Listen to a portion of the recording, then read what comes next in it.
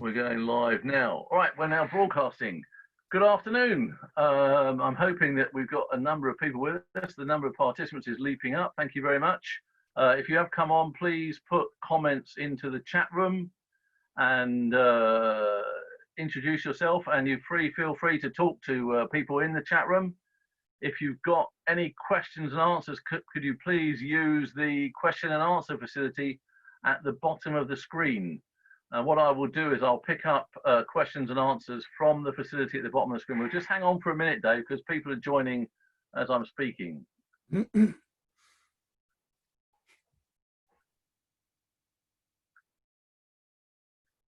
Right, okay. Thank you for joining us.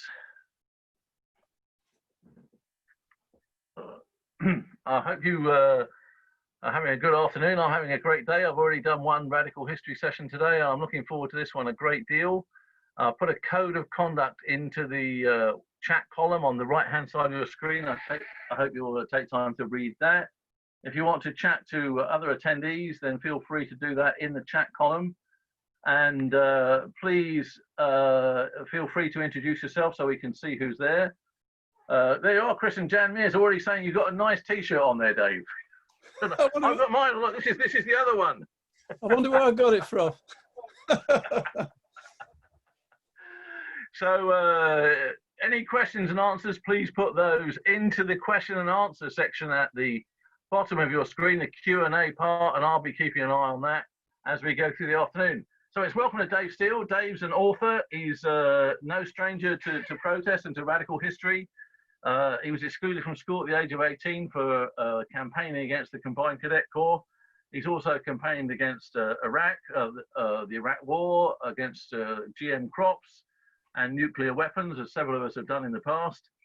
And that history of protest has actually fueled his interest in the density of crowds and in crowds in general. And that led him on to researching his PhD in 19th century crowds. Now, some of you are very fortunate to have come last year to the Radical History School and see Dave there talk about the great procession from Copenhagen Fields down to the centre of London to give the government the petition about the Tolpuddle martyrs. I found that particularly interesting.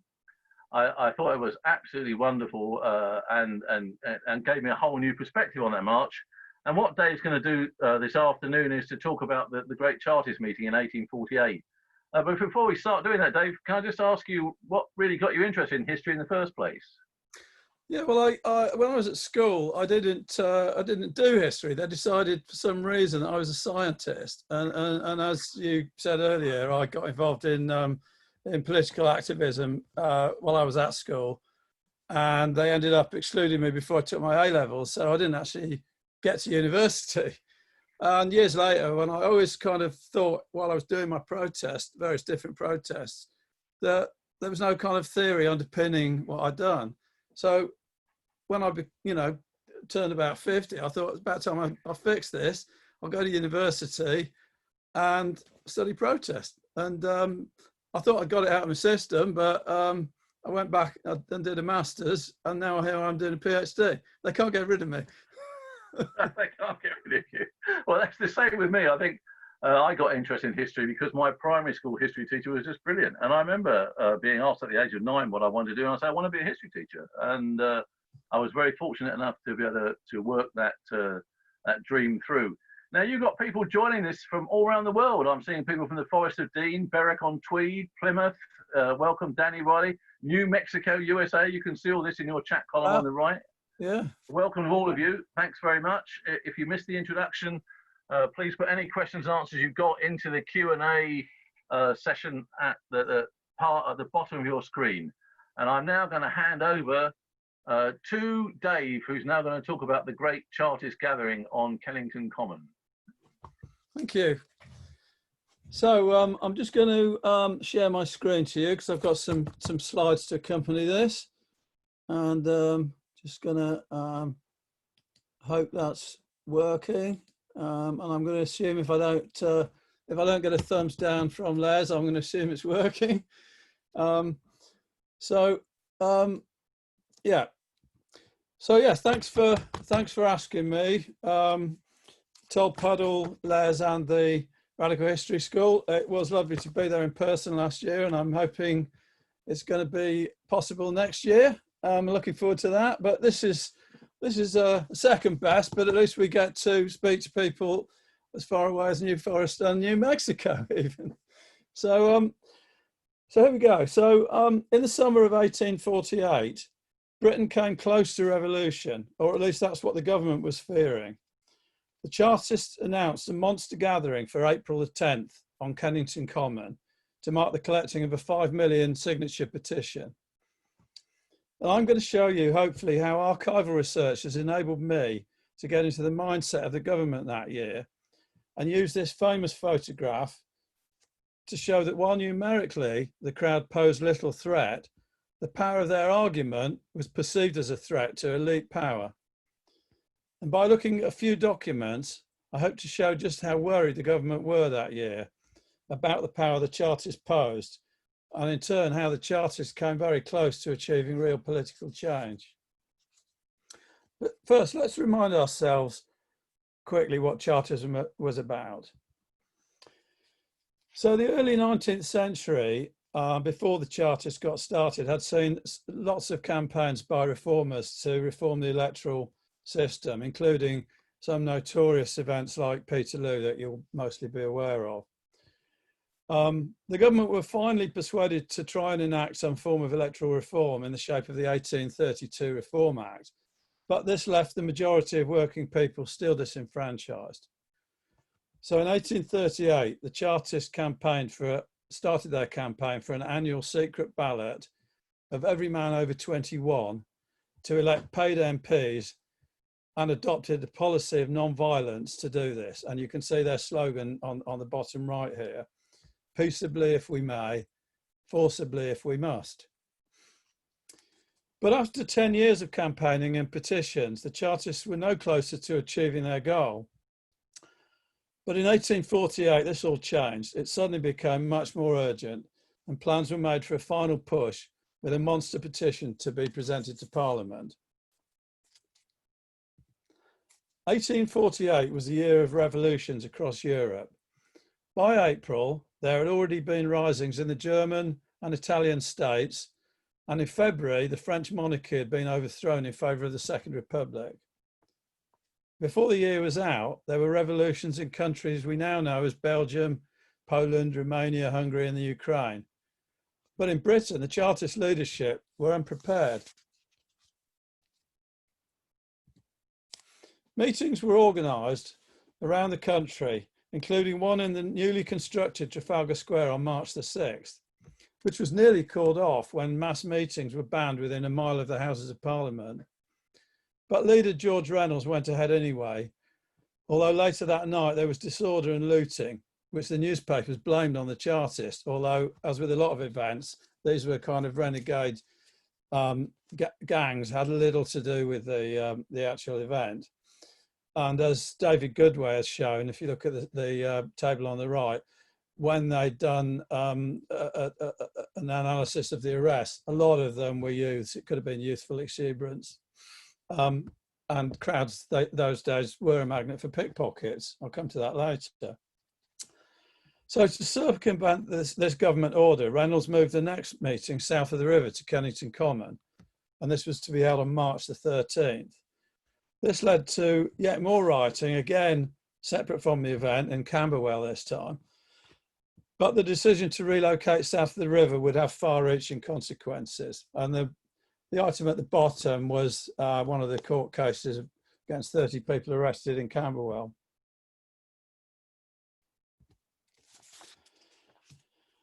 So the big meeting was going to be on April the 10th, and here's a poster for the event. And the main point of it was I say, to launch the petition and then march it from Kennington to Westminster and present it to Parliament. But note the additional demands here. As well as electoral form, they're looking for a fair day's wages for a fair day's work and demanding freedom from political serfdom. And most importantly, at the top, again, we have peace and order is our motto. But this obviously fell on deaf ears as the government expected violence, and we'll see why in a minute. Just before I move on, it's worth looking at the bottom. You can see there are 4 separate muster points: Stepney, Clerkenwell, Russell Square and Peckham Fields. And these were all going to converge on Kennington from all points of the compass. So if the Chartists were caught off guard, the government were too, but quickly caught up and were very soon on high alert.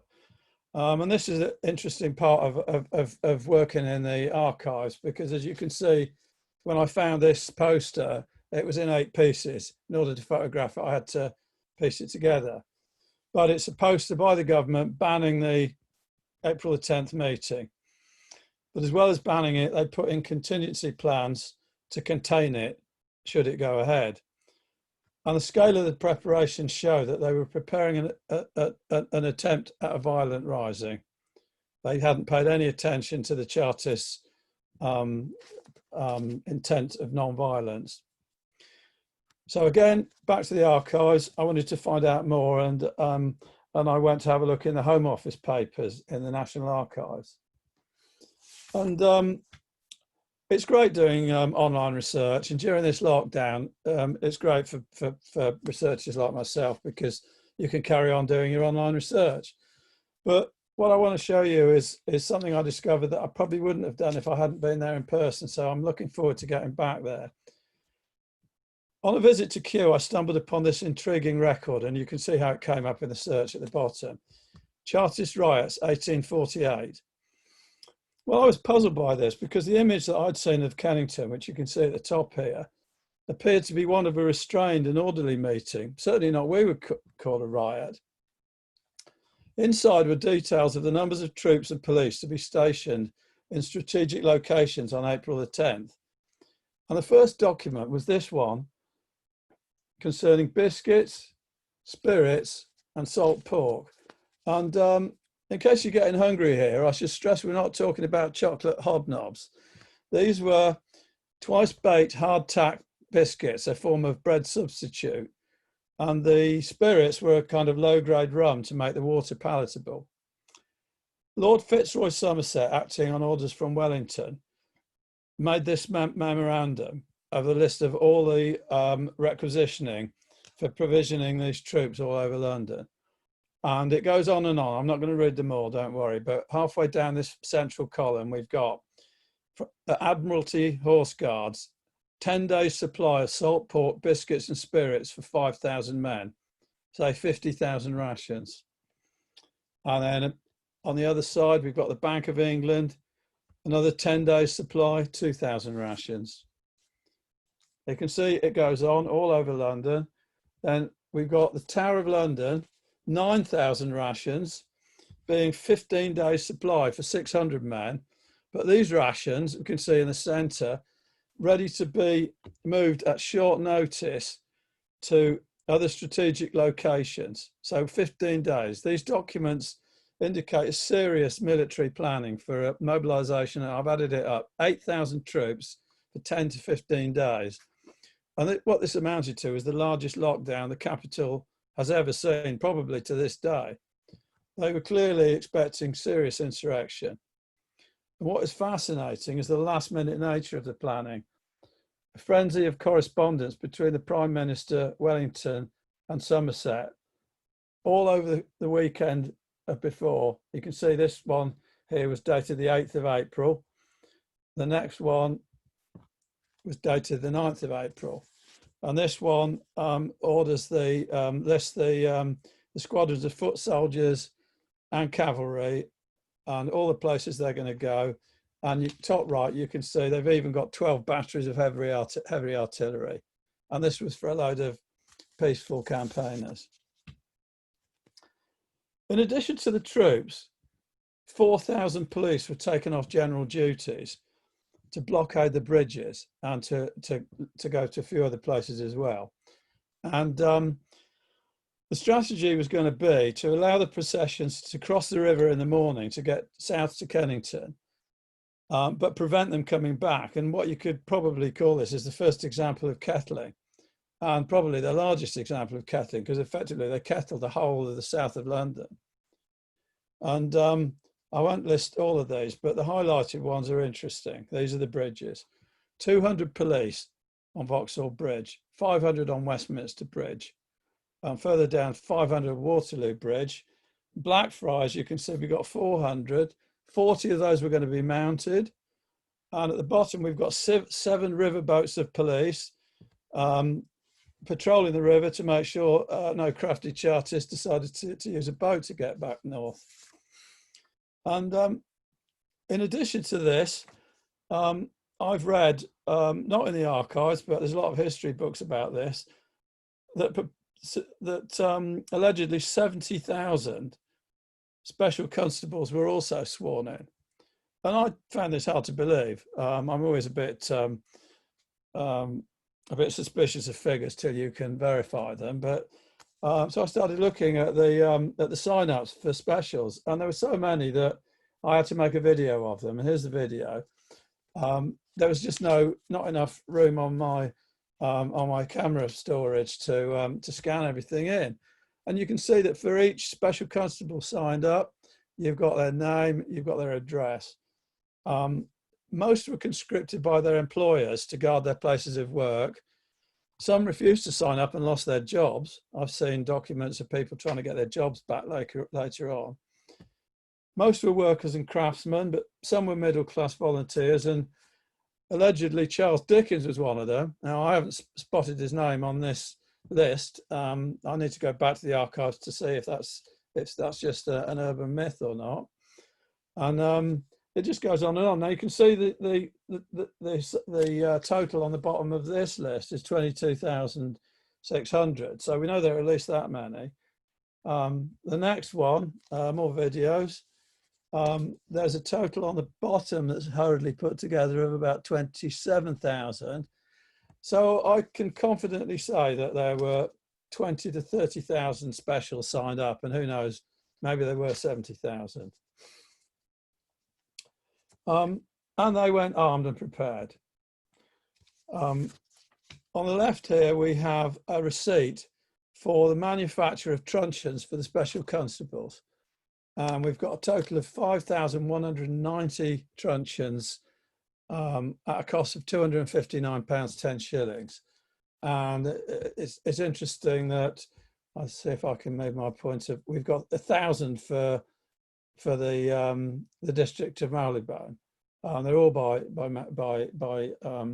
region. So these specials weren't going to Kennington. They weren't going to the bridges.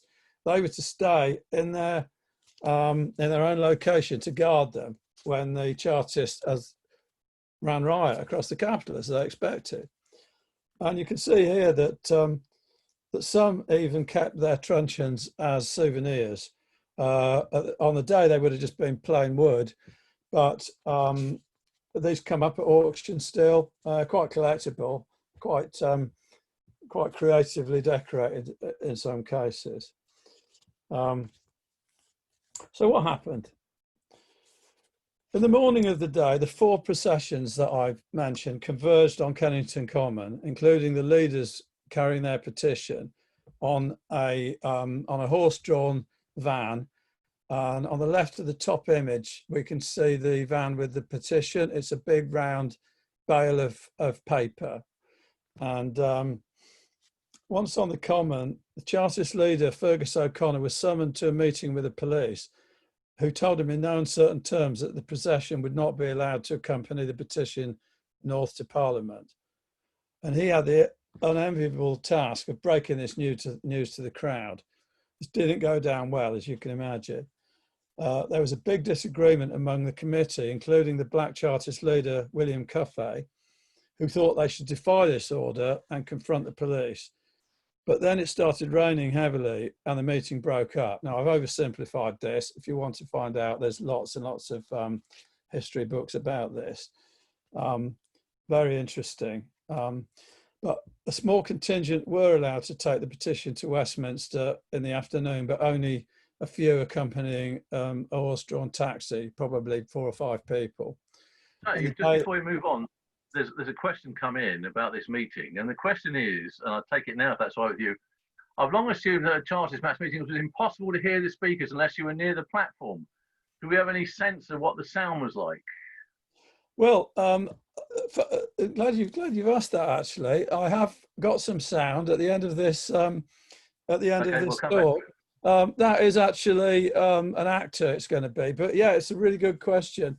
At some meetings that I've looked at earlier in that century with Henry Hunt speaking, he starts the meetings by saying to them, and I remember one at Spa Fields, he hangs out of a window of a pub and he says, if you lot are going to have any chance to, I'm paraphrasing here, if you lot are going to have any chance of hearing me at all, I want silence. And by silence, I mean absolute silence. I don't mean saying shush to each other. You've got to stay silent. So it's a really good question. One assumes that there was a form of Chinese whispers, but the other thing is you can see there were at least 2 stages, possibly 3 here. So yeah, good question, and I'm afraid I can't give you a categoric answer. So I'll move on. Press reports variously claimed the attendance to have been anything from 20,000, that's the Times of the next day, to 150,000 in the Chartist owned newspaper, the Northern Star. And this compares with 200,000 that had been hoped for and obviously anticipated by the government. The following weekend's London Illustrated News ran a 6-page feature where I've got these images from.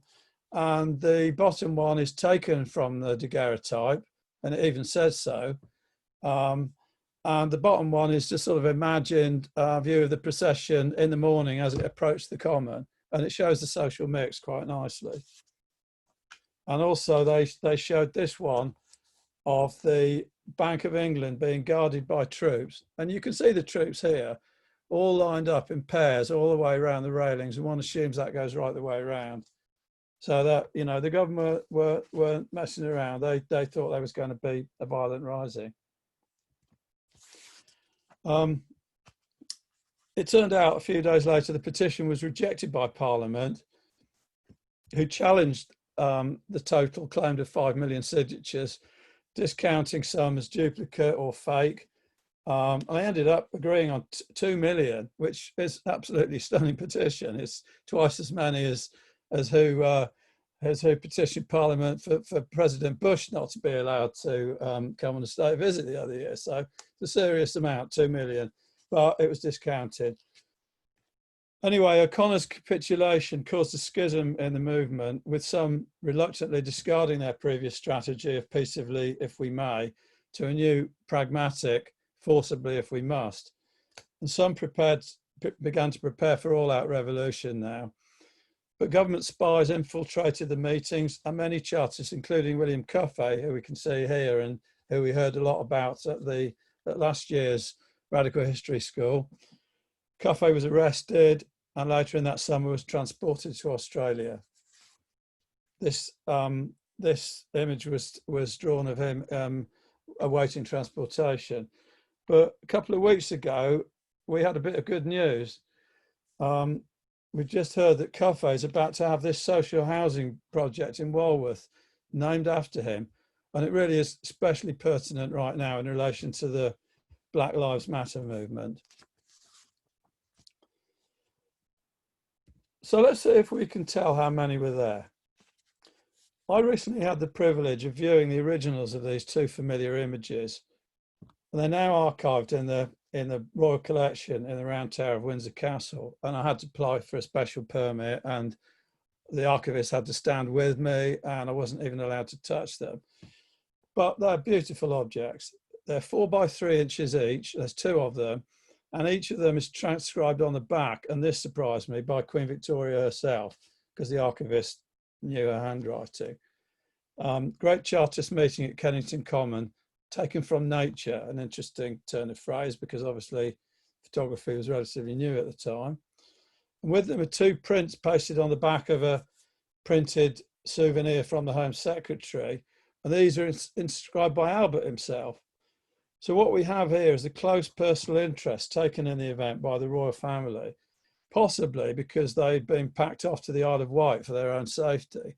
And some politicians even thought the Solent wasn't going to be wide enough to protect them from the Chartists, who were presumably going to cross the Solent with guns. There's some debate about whether these photographs were commissioned by Albert as a memento, by the government as a form of surveillance, or by the London Illustrated News. Personally, I think it's possibly all three, but we'll come back to that in a minute. But whatever the provenance, they presented a unique opportunity to researchers like myself. And I wanted to see if I could determine how many people were in this image.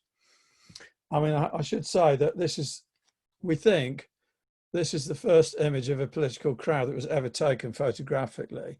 And certainly, quite likely, one of the first images of any kind of crowd.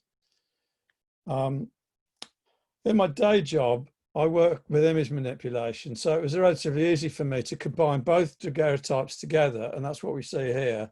I've photoshopped them together in the middle into a panorama, so we can now see two of the stages in here, and one of them, you can see the lettering. I've transposed them so we can now read it correctly, because daguerreotypes are actually glass slides. They don't read correctly. Critically, the urban street horizon in the background enabled me to match this to a map of the time. And so I could tell that in the far distance, we're looking at the whole length of the common. Previously, I thought we were just seeing a small section of it. And the key is this chimney in the horizon. And here you see this oil of vitriol manufactory on the east of the common. And it was actually notorious in the time for causing horrible smells in Kennington. It made sulfuric acid, and I found a reference to sulfuric and muriatic fumes. I mean, it would never be allowed anywhere near the centre of London these days, but it means that we can locate, and you can see the buildings along that length of the park, and they really do pretty much match to what we've got here. And so I wanted to see where the camera was. So you can see I've plotted it back, and there's a couple of buildings on that corner. And I think it was probably in this one on the right, the Horns Tavern. It could have also been in Watkins Coffee Emporium on the left. But the daguerreotype process was a messy, wet chemical process. So Kilburn, the photographer, probably hired an upstairs room, and it would have been easy to hire it in a pub, and it would have served as a dark room to process his images straight away, but also to provide this elevated view of the event. Before I move on to the next one, note the wooden paled fencing, and that's quite useful because it helps to see what we've got in the image.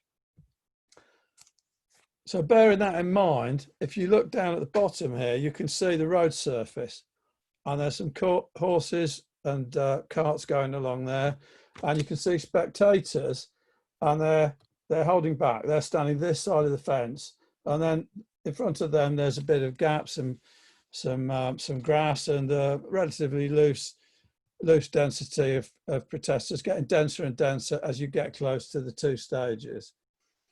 If you look in the distance, you can see that that there are people still arriving. I think this is probably the Peckham contingent coming in. So they're still arriving.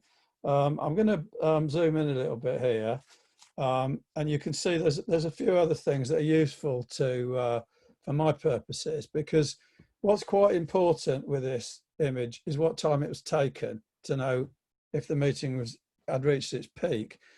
It looks like it hadn't quite reached its peak because the shadows, there was quite bright sun. Here we are. The shadows here from these chimneys are showing pretty high sun. It's about 2 weeks after the spring equinox, and I think we've probably got an image taken about midday, 12:30, something like that. Next bit in the middle here. Well, for a start, you can't see many women in the crowd. There are a few on the stages, And these two young boys in the middle, the one with the white coat, maybe I'm being cynical here. I'm wondering if there's some of these pickpockets. There's been talk of whistling and signalling between pickpockets, but hey, maybe I'm being unfair. Maybe like me, when I attended political events when I was that age, I know it changed my life. It changed my life politically, and maybe it did with these guys. I also like to speculate a bit about individuals, and there's two that fascinate me down the bottom here. This old lady in the plaid skirt and the hood, she seems to be completely oblivious to the momentous event that's happening just behind her. I mean, who knows? But I think she's just walking past this as if nothing else is going on. And then next to her is this bloke who seems to be looking at the camera, which is actually quite surprising, because if I flip back to the previous image, if it'll let me, there we go. Almost everyone, apart from that guy, is looking away from the camera, which leads me to think that the meeting has started in some form. Because I don't know about you guys, but when you attend demos and you're waiting for speakers to start, you're kind of chatting to each other and turning around. All the attention is away from the camera.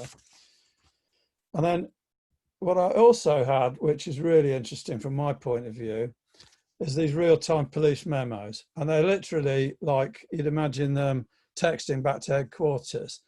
And they sent them back. They were scribbled on little bits of paper and sent back by message boys. So on the top left, we've got 9 a.m.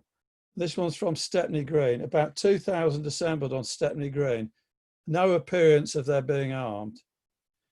The middle one's from Russell Square, 10 a.m. The procession is moving from Russell Square, about 10,000, principally mechanics. And of course, they mean labouring people by that. And then finally, we've got this report from the Common itself. Paul's Livery Stables was their headquarters for the police. The procession, 11:15, the procession is now filing onto the Common, not the slightest appearance of arms or bludgeons. They have formed 7 to 8 deep, and at the time of the procession arrived, they were then present on the Common around 5,000 persons, and the approach is crowded with spectators.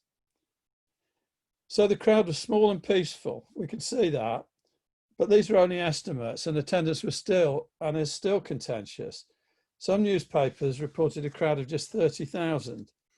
So I decided to use the daguerreotype as evidence by overlaying a grid and counting the crowd square by square.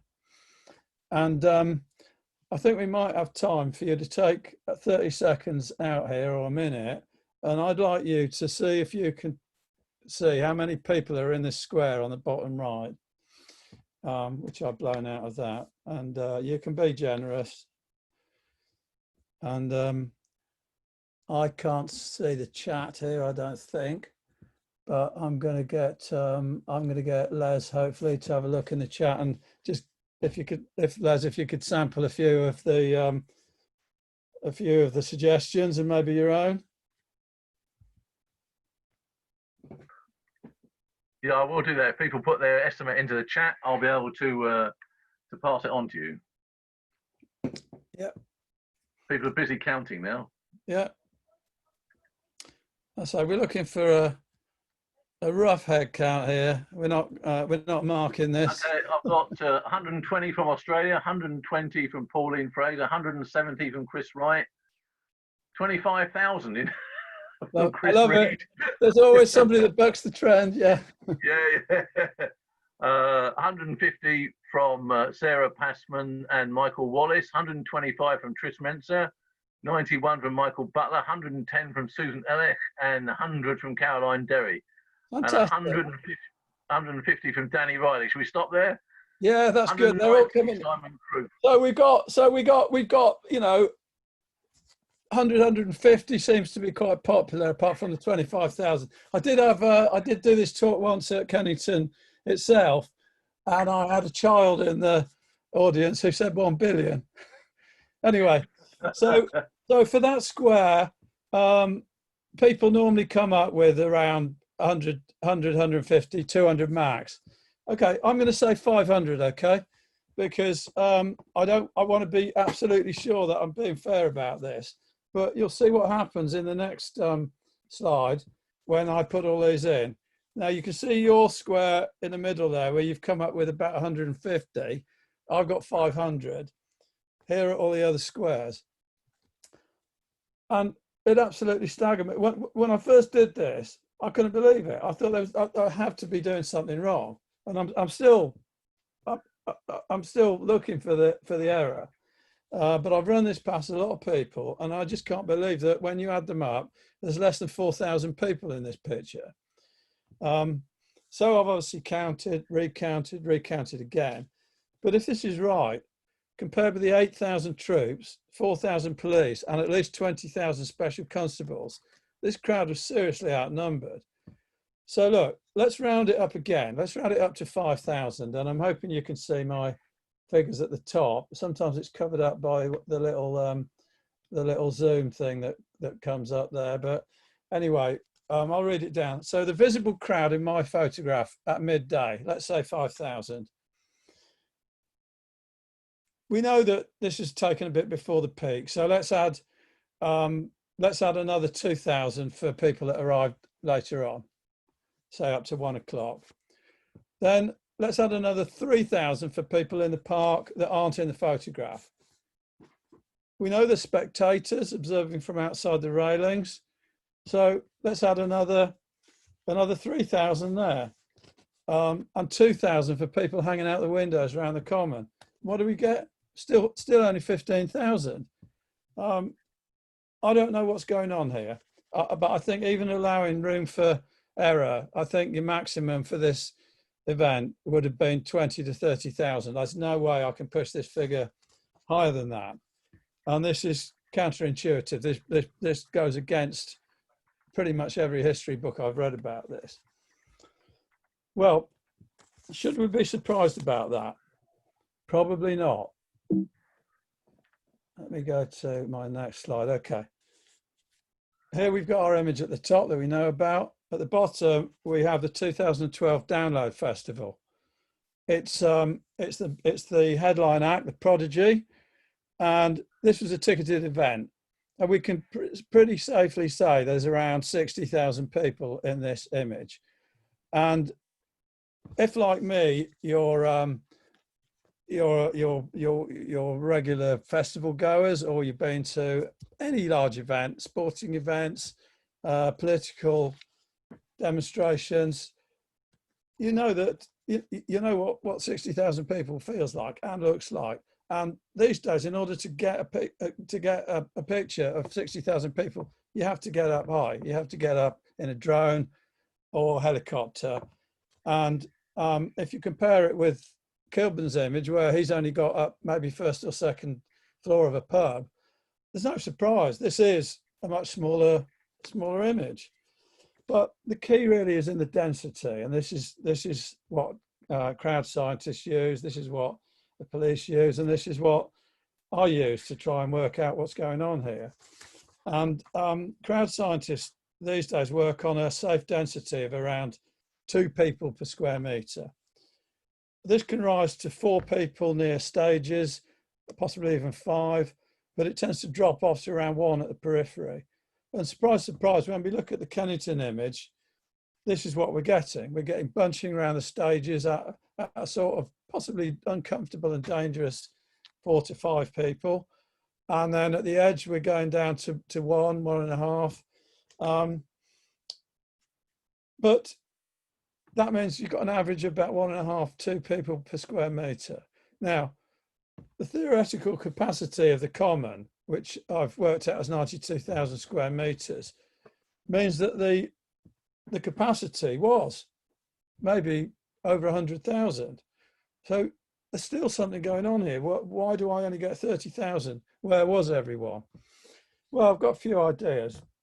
Monday by then was a working day. The idea of the St. Monday day off after the weekend had pretty much gone. So many would have been at work. Others may have signed up as special constables, possibly against their will. Some could have been scared off. The press had been bigging this event up, and it was there was a lot of worry about it. Others may have been curious, but unwilling to enter the common, sorry.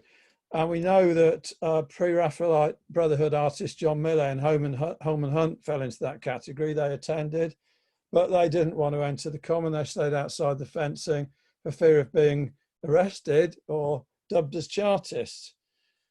Others could have been prevented from attending by the police on the bridges. So we've got the kettling working in the way they want it to work, with keeping the ones that arrived before midday, not letting them back across the river. But if people wanted to come later on, who knows? Maybe they were stuck in the north of the river and couldn't get there. But I think the crucial point with this is that we can focus too much on who was there on the day. And I don't know about you guys, but there's been times when I've wanted to go to really important demonstrations and I couldn't go. I just, it was too far, something else prevented me. And I think we can say that for every attendee that attended that day, there could have been 10 others that would have loved to have got there and didn't. So maybe 300,000 people in the capital were behind the Chartists in terms of it wanting to attend. And who knows, in the country, how many. We know by the petitions there was a lot. There were other events on this day. And also, my research shows that the London papers were much more interested in London events, the London-centric nature of the press, if you like. There's some huge events further north, not necessarily on this day. So there's a lot more to this than just the numbers in this picture. Interesting though it is for me. So was the state justified in their repressive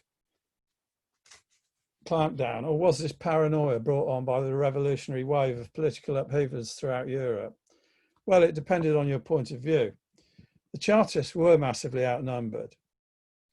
The government may have justified their military deployment, citing evidence of rioting associated with recent Chartist meetings. But the Chartists probably saw this as simply an excuse for an excessive show of force by the authorities, a final push, if you like, to subjugate the Chartists once and for all. And as we've seen, 1848 marked a turning point and led some Chartists to question the policy of moral rather than physical force. Just before I conclude, I'd like to make the image that we've got here a little bit more interesting by brightening it up a bit, and let's add a bit of colour to it, see if we can make this thing come to life so we can relate to it a bit more. On first sight, my theory appears to downplay the significance of the Great Chartist meeting, but actually, it does completely the opposite. To all parties, including organisers, the press and the government, this event was viewed as seriously powerful. It was big news both in the build-up and afterwards, with regional newspapers reprinting stories from the local London press. So what I'm suggesting is that the perception of the power of the crowd was greater than the actual attendance would imply. So rather than representing a weakness, a relatively small number of Chartists were perceived to present a serious and imminent threat. Rather than focus on the numbers, we should be concentrating on this, what I like to call projection of power. And when you look at the government response to reform meetings, you find that the non-violence of the reformers was repeatedly met with disproportionate force. The soft power of the crowd was confronted with the hard power of the state. All the Chartists wanted on April the 10th was to politely and lawfully make their case for a greater participation in democracy, and they were met with truncheons and artillery. But although by the end of the year the Chartists were totally subjugated, the government should have realised that ultimately you can't suppress ideas. As we know, within 70 years, 5 of the 6 points of the Charter became enshrined in law. The only one we don't have now is annual parliaments, and quite frankly, with what's been going on over the last few years, perhaps that wouldn't be a bad thing if we did. The legacy of the Chartists can now be detected across a wide sweep of political views under the umbrella of the broad left. And I suggest that British socialism and trade unionism can trace their roots back to the reform and labour movements of the 19th century. Thank you, Dave. Can you just got question here, Dave? Sorry. just got one more thing to finish off, because I started off asking a question: was this triumph or capitulation for the Chartists? And I'd just like to leave Fergus O'Connor to answer this in his own word, if I've got time. You have, yeah. I've got a couple of questions for at the end. Yeah, and basically, O'Connor made a speech to the Kennington crowd after he'd bowed to the inevitable and called off the march.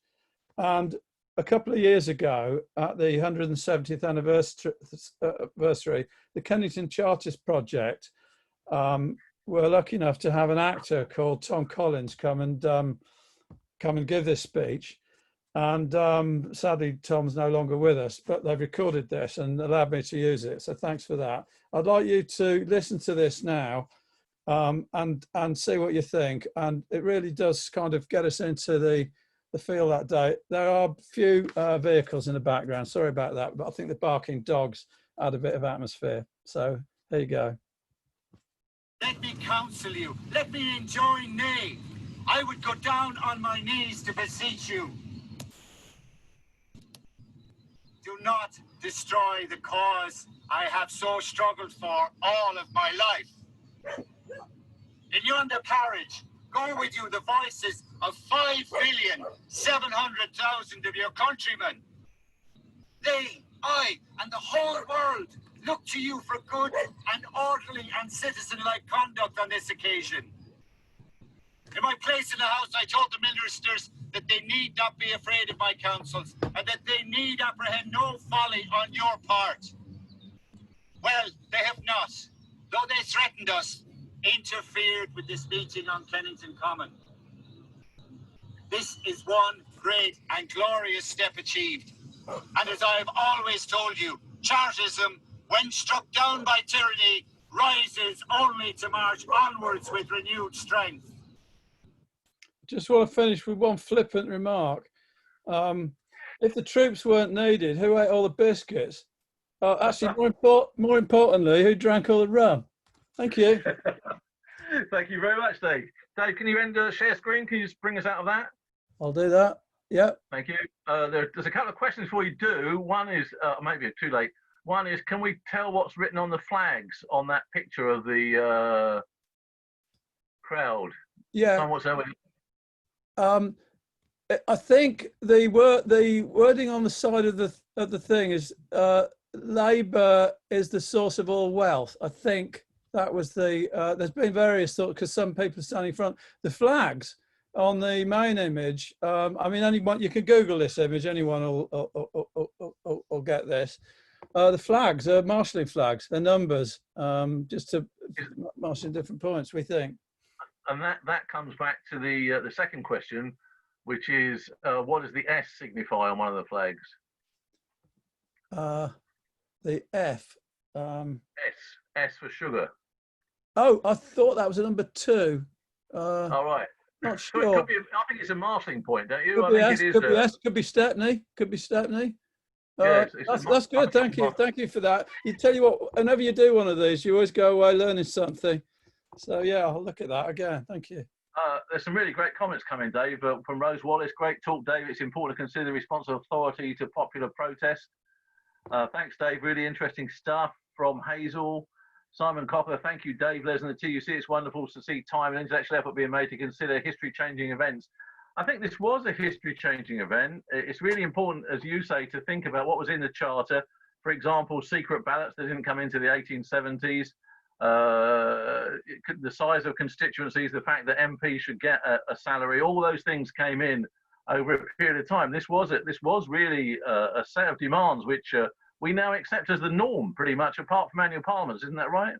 Absolutely. I mean, you know, this is really why I mean, I've done quite a bit of work on early modern protest and other sort of like the protest of the belly, if you like. And obviously now we're talking about the protest of the planet with Extinction Rebellion and everything. But what you have in the mid-19th century is the realization that you're only going to improve, you know, the lot of your ordinary working man and people not being hungry if you got the vote. And so this is why this period is so fascinating, because we can date back everything we've got in terms of democratic rights to this point, and that's why it's so worrying to see some of them at risk now. Let's hope I'm wrong about that. But well, I think that's right. I mean, I watched the speech that Shami gave this morning. Shami was originally invited to the history school, and she was talking about the way in which our human rights have been denigrated, if you like, by the virus and by the response of government. And I think she made some really interesting points on the lines that you've made this afternoon. I think the work you're doing is really, really exciting and very important. Someone else has come in and said there's another flag with it looks like a 3 on it. Would that be a marshalling point as well? Yeah, I think so. Yeah. I mean, I think, you know, I mean, I've studied the Chartists, I've studied this period, and I knew that troops came in, and I knew that there were 4,000, 5,000 police who were going to come into London, particularly to defend the river, because Kennington's clearly south of the Westminster Bridge. What I didn't realise was the 2,000 additional special constables, which makes it a huge force the government assembled, doesn't it? Colossal. I mean, part of the idea of the specials was because the 4,000 police came off general duties in London, so the specials were kind of signed up to keep order in the places where the police would have been that day. But they were also a lot of places like the British Museum signed up a lot of its staff members as specials. In other words, you know, they stayed at work, but they had special powers with the idea of. And the British Museum's a really interesting one because they took stones to the top of the British Museum, so they throw them, and also they had the Royal Engineers in to saw through the joists on the stairs, so that if the Chartists invaded, the stairs would collapse. I mean, you couldn't make it up, some of this stuff. Yeah, go on. Sorry, no, you couldn't. No, I mean, when are you going to go back and look at the Dickens thing? Because I thought that was very interesting, the idea that Dickens may well have been there. Yes, I'd love to. I'd love to. I mean, there's a lot of these things that you can't always verify. I mean, one is that with William Cuffay being one of the leaders, a lot of history books refer to a report in the Times as saying that that the Chartists were the black man's party. Now, that is really quite a an interesting thing, and you know, a lot of historians that I really respect have printed this. I've been back in the archives. I haven't found it, and you can search all the newspapers. I haven't actually found the original for that, and I'm hoping maybe somebody listening today can point me to that. I will go back and do it. But yeah, Dickens, yeah, it would be nice to see him there, wouldn't it? If we could, yeah. But yeah, I'm sure he's there. I've got some more questions come in. I'll try and take some of those. Do you think the Chartists were ahead of their time, given we still don't have annual parliaments? A big debate about that, of course, because I don't think there's a way that we're going to ever get annual parliaments. It's too quick, and no one wants to say that they can get anything they want done in a year. Yeah, no, exactly. I mean, there's arguments for and against, but the idea of parliaments being accountable while they're sitting, we do have some moves towards that. But yeah, ahead of their time. Yes, I mean, the ideas are powerful, but they're also they weren't the first. You know, there was a bill put to Parliament actually around about the time of the French Revolution, possibly before, asking for electoral reform in this way. And a lot of what was being asked for at Peterloo, in Birmingham, at the big Newhall Hill meetings, and in London, offers the same thing, electoral reform. So yeah, they were ahead of the time, but they were also a long time coming. So I've got another question here. It's from Chris Reed. Interesting. He's on Tuesday night. Interesting that the reason for annual parliaments was because of corruption and the buying of votes. How many voters and how many were in a constituency at this time? Do we got any idea? Is any research on that? It's a really important question. Thank you. Yeah, I need to do that actually. I mean, it's quite important. Obviously, you've got some tiny constituencies. You've got the obviously the rotten boroughs and all that. Yeah.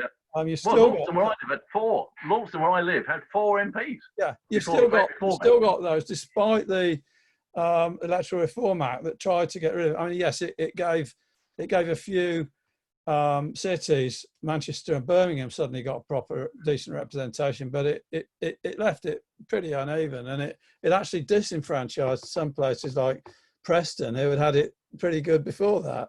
So it took a long time. 1867, it was opened up a bit, and it took 2 or 3 more attempts until, as we know, 1928, I think, before all men and women over 21 got the vote. So, and it took till 1972 for 18-year-olds to get the vote, and I was lucky because I just got in at that point. Another question which refers to the talk you gave last year at Tolpuddle. It says, how did the gathering on Kennington Common compare in number to the big demo in support of the Tolpuddle martyrs? I can't quite remember the numbers that you gave us for that march from Copenhagen Fields last year. Yeah, well, it's smaller. It's smaller but you know, if I've got my sums right on both. I mean, the image of the Copenhagen Fields is just fantastic. You know, to see all those people lined up. But what you've got with Copenhagen Fields is this report that people were still leaving King's Cross, where the fields were, at the same time as people were entering Kennington Common, because that march went to Kennington Common as well.